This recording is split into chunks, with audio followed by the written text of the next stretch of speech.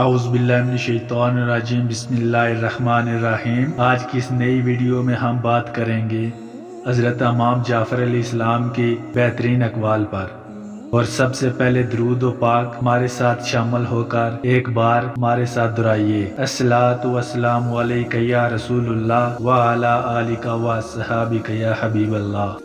مومن ہر 40 دن بعد کسی نہ کسی آزمائش میں مبتلا کیا جاتا ہے۔ امام جعفر صادق علیہ السلام۔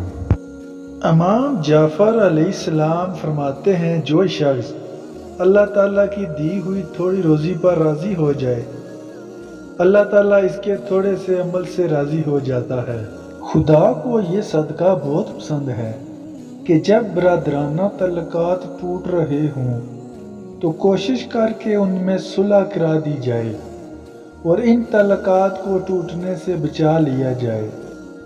امام جعفر صادق نے فرمایا، ہر چیز کی ایک بنیاد ہوتی ہے اور اسلام کی بنیاد ہم اہل بیت کی محبت ہے، اور اس کے بغیر ایمان ناقص رہتا ہے۔ امام جعفر صادق نے فرمایا، جب روزی تنگ ہو جائے تو استغفار زیادہ کیا کرو۔